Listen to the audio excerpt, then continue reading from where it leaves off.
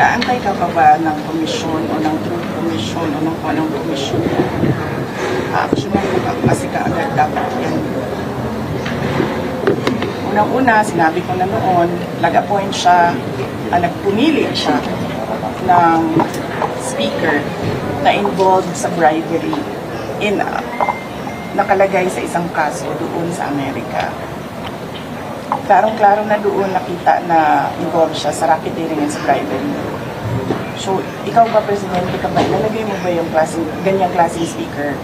Siyempre, hindi na, di ba? So, anong nangyari sa budget natin? Na-racketeering din yung budget natin. Tapos, siyempre, sumabog na. Hindi ako makapagsalita sa Department of Public Works and Highways, pero makapagsalita ako sa DepEd kung anong nangyari. At sinabi ko na sa inyo.